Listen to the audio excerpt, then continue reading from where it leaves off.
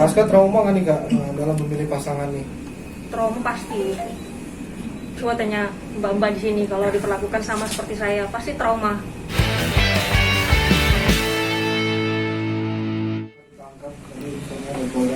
Ya, alhamdulillah kita diberitahukan oleh penyidik bahwa kemarin Alif Ali memenuhi panggilan tersangka, yang mana panggilan itu panggilan kedua, dan ketika dilakukan pemeriksaan sebagai tersangka, penyidik meyakini bahwa perbuatan itu ada, alat-alat bukti terpenuhi, sehingga penyidik dengan kewenangannya berdasarkan syarat subjektif objektif melakukan penahanan terhadap tersangka Alif.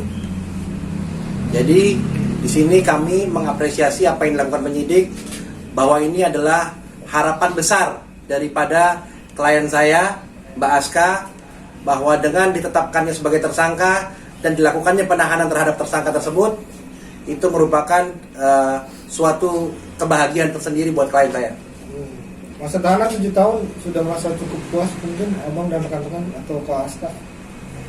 Itu 7 tahun kan ancaman hukuman dalam pasal 266. Terkait nanti seperti apa nanti putusannya, ya artinya kita melaporkan dengan pasal yang disangkakan demikian, dan kita berharap putusannya juga maksimal, bisa sama dengan ancaman hukumannya.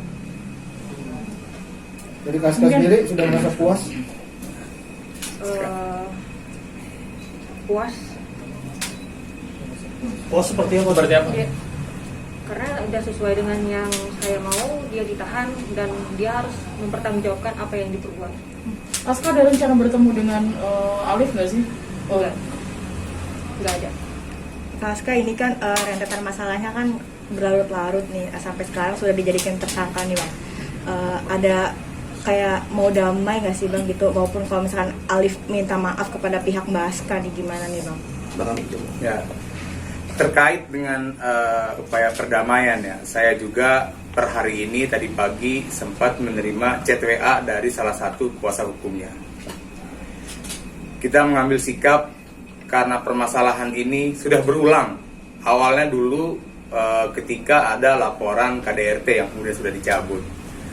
Kemudian masalah ini terus bergulir, maka itu kita mengambil sikap sampai dengan saat ini belum ada pintu untuk perdamaian. Kita tetap ingin kasus ini berproses sampai ke pengadilan. Aska gimana melihat ini kan banyak juga sebelumnya banyak ditipu juga nih, Alif nih, ada Nora Alexandra juga. Lihatnya gimana sih dari Kak Aska sendiri, ini menjadi pelajaran atau gimana? Harusnya jadi sebuah pelajaran buat dia ya, karena kan apa yang diperbuat harus dia tanggung jawab, dari segi fitnah, dari yang lain lagi, banyak banget yang dilakukan. Mbak Aska merasa lega nggak sih sampai akhirnya sudah ada titik terang nih dari pihak kepolisian untuk Bang Alif sendiri nih Bang? Sedikit lega. Ya, artinya Mbak Aska mengapresiasi apa yang dilakukan penyidik, walaupun laporan polisi ini sudah lama dibuatnya. Mungkin kemarin dengan bergantinya saya sebagai penasihat hukum bersama rekan saya Bang Fahmi juga, ya akhirnya kita follow up, akhirnya ditetapkanlah sebagai tersangka, dan sampai akhirnya diperiksa sebagai tersangka dan ditahan. Jadi apa ya, harapan Aska selama ini tidak percuma lapor polisi, bahwa alhamdulillah telah ditetapkan tersangka, dan kita harapannya segera diproses sampai ke pengadilan. Artinya setelah dilakukan pemeriksaan tersangka, dilakukan pemberkasan, dikirimkan kejaksaan untuk cepat P21 dan bisa sampai ke pengadilan. Dan kami siap akan mengawal sampai ke pengadilan, dan Aska siap juga datang sebagai saksi. Ini kan terancamnya dibilang 7 tahun ya. Menurut kalau dari pihak kasus sendiri, cukup gak sih dengan hukum segitu? Ya itu memang aturannya seperti itu Mbak. Dari pasalnya. Jadi laporan kita ya pasalnya 266, memang ancaman hukumannya 7 tahun. Mbak Aska, ini kan berlarut-larut juga nih, kayak merasa lelah nggak sih untuk mencari keadilan nih Mbak?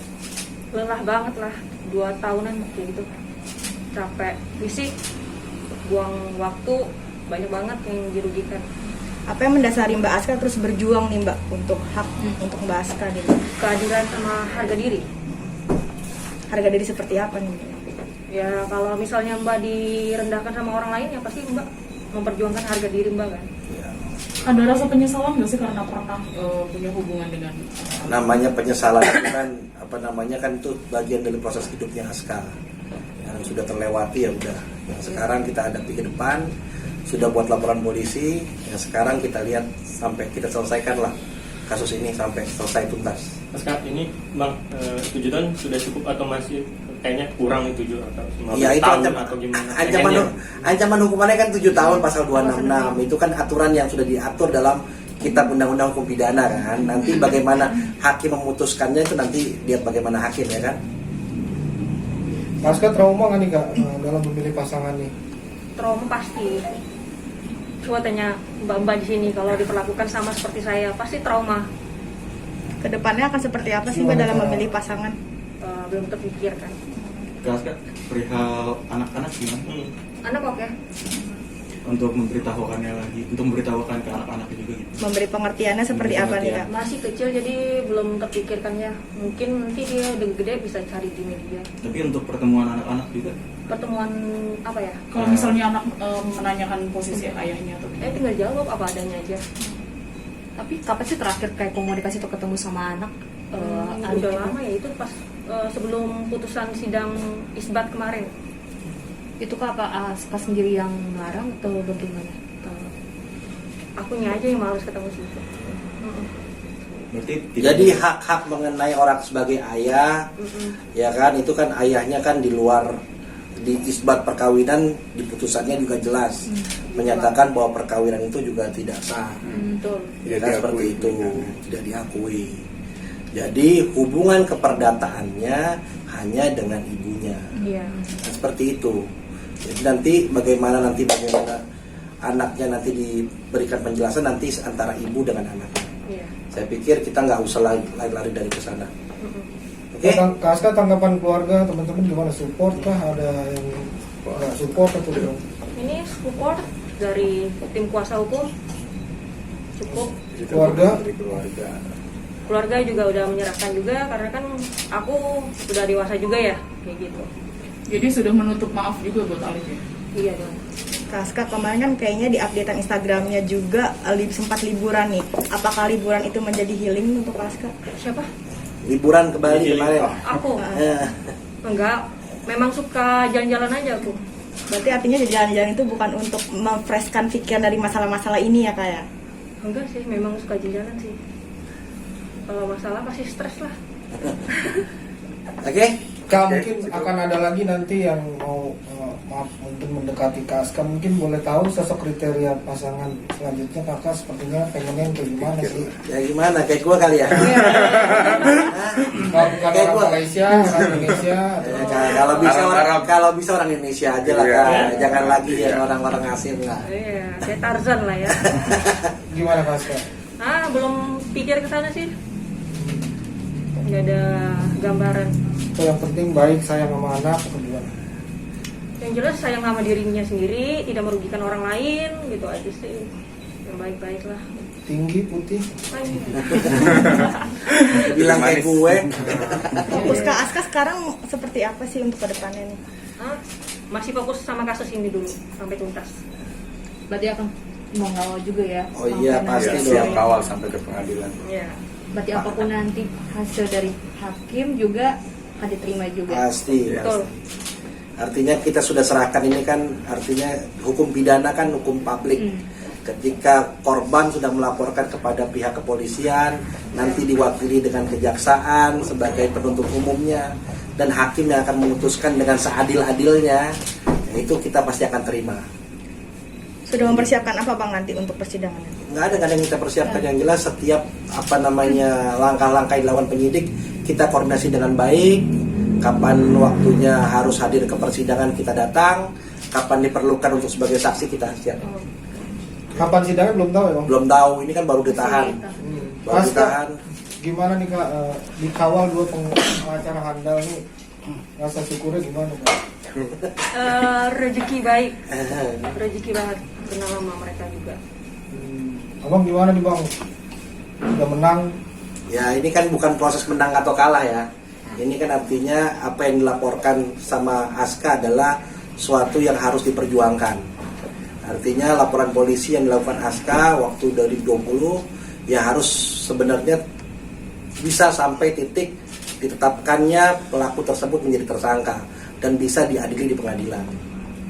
Jadi ini bukan proses menang atau kalah, artinya Mbak Aska di sini selaku korban, selaku pelapor ya ingin mendapatkan keadilan atas laporan polisi yang dia buat.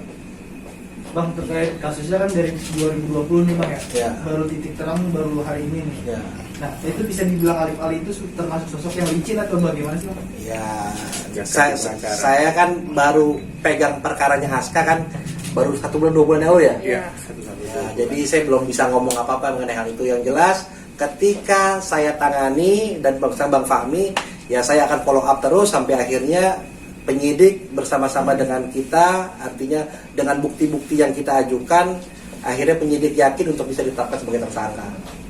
Jadi itu, jadi bukan licin atau nggak licin.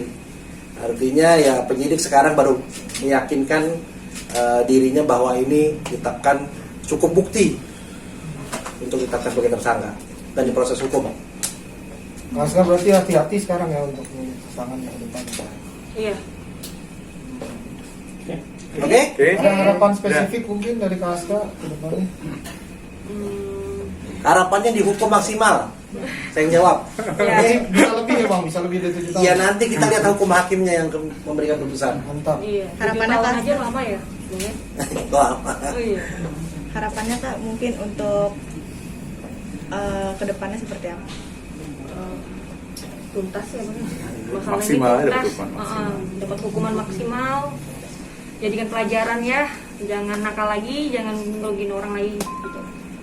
Oke. Siap, terima kasih.